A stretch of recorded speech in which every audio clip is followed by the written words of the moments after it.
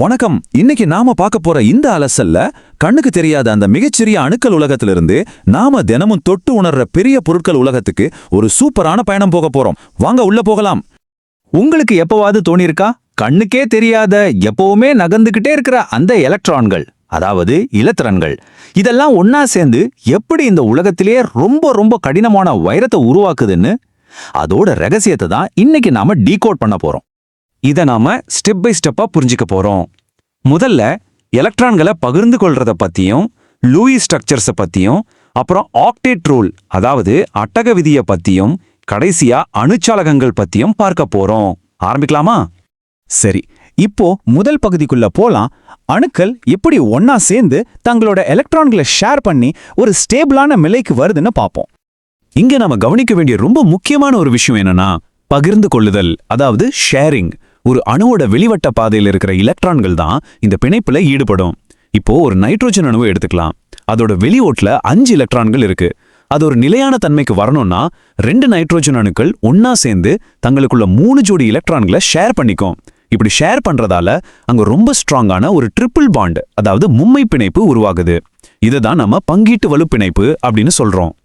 இந்த ஷேரிங் கான்செப்டை இன்னும் கொஞ்சம் ஈஸியா புரிஞ்சுக்க ஒரு சின்ன ஆக்டிவிட்டியை கற்பனை செஞ்சு பாருங்களேன்.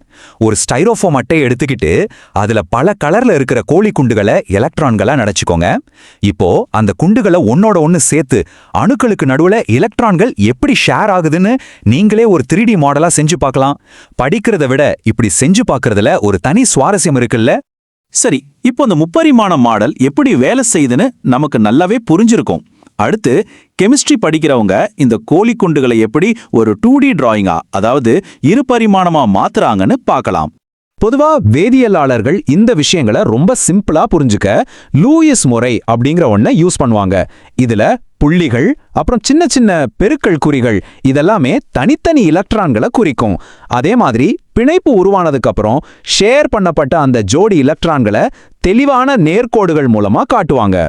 இப்போ தண்ணீர், அமோனியா, மீத்தேன் மாதிரியான எளிய மூலக்கூறுகளை லூயிஸ் முறையில எப்படி வரைஞ்சிருக்காங்கன்னு பாருங்க. அதோட வெளிவோட்டில் இருக்கிற அந்த தனித்தனி எலக்ட்ரான்கள் புள்ளிகளாகவும், அதுவே ஒன்னா சேர்ந்த ஒரு பாண்ட் உருவாகும் போது அது எவ்வளவு தெளிவான கோடுகளாகவும் மாறி இருக்குன்னு இங்க ரொம்ப சுலபமா நாம புரிஞ்சுக்க முடியுது. ஆனா இந்த ஷேரிங் இதோட நிக்காதுங்க. கார்பன் டை ஆக்சைடு மூலக்கூறை பார்த்தீங்கன்னா ஒவ்வொரு அணுவும் ஸ்டேபிளா இருக்கிறதுக்காக பல எலக்ட்ரான் ஜோடிகளை ஷேர் பண்ணி இரட்டை பிணைப்புகளை உருவாக்குது. கார்பனுக்கும் ஆக்சிஜனுக்கும் நடுவுல இருக்கிற அந்த ரொம்ப ஸ்ட்ராங்கான டபுள் பாண்டை நீங்க இங்க கிளியரா பார்க்கலாம்.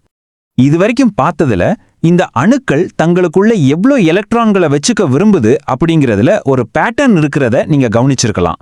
இதுதான் கெமிஸ்ட்ரியோட ஒரு ரொம்ப முக்கியமான ரூலுக்கு நம்மள கூட்டிட்டு போகுது. இந்த ரூல் ரொம்ப ரொம்ப சிம்பிள். ஒரு பாண்டு உருவானதுக்கு அப்புறம் அணுக்கள் தங்களோட வெளியோட்டுல சரியா 8 எலக்ட்ரான்கள் இருக்கணும் தான் நினைக்கும். ஏன்னா அப்போதான் ஒரு மந்த வாயுவுக்கு இருக்கிற அந்த சூப்பரான ஸ்டெபிலிட்டி கிடைக்கும். இதை தான் வேதியியலாளர்கள் ஆக்டெட் ரூல், அதாவது எலக்ட்ரான் அட்டக விதி அப்படின்னு சொல்றாங்க. ஆனா இங்கதான் ஒரு ட்விஸ்ட் இருக்கு. எல்லா மூலக்கூறுகளும் இந்த 8 எலக்ட்ரான்கள் அப்படிங்கிற ஸ்ட்ரிக்டான ரூலை ஃபாலோ பண்றது கிடையாது. ரூல்ஸை பிரேக் பண்ற சில ஆச்சரியமான மூலக்கூறுகளும் இங்க இருக்கு. அது என்ன நடக்குதுன்னு பார்க்கலாமா? இங்க பாருங்க, அலுமினியம் குளோரைடு அதோட வெளி ஓட்டுல வெறும் 6 எலக்ட்ரான்களோடவே ரொம்ப ஸ்டேபிளா இருக்கு. அதே சமயம் கீழே இருக்கிற பாஸ்பரஸ் பென்டாக்ளோரைடு மூலக்கூறை கவனிச்சிங்கன்னா அதோட மைய அணுவை சுத்தி 10 எலக்ட்ரான்கள், அதாவது தேவைக்கு அதிகமாவே நிரம்பி இருக்கு. இந்த ரெண்டுமே அட்டக விதியை மீறதுக்கு ரொம்ப அருமையான உதாரணங்கள். இதுவரைக்கும் நாம மைக்ரோஸ்கோபிக் லெவல்ல நடக்கிற விஷயங்களை பத்தி பேசணும். இப்போ லட்சக்கணக்கான அணுக்கள் ஒன்னா சேர்ந்து இந்த மாதிரி பிணைப்புகளை உருவாக்கும் போது அது நம்ம கண்ணுக்கு தெரியற மாதிரியான எப்படிப்பட்ட பிரம்மாண்டமான பொருட்களா மாறுதுன்னு பார்ப்போம். அணுக்கள் இப்படி தொடர்ந்து எலக்ட்ரான்களை ஷேர் பண்ணி ஒரு பெரிய நெட்வொர்க்கை உருவாக்கும் போது அது அணுச்சாலகங்கள், அதாவது அட்டாமிக் லாட்டிஸா மாறுது.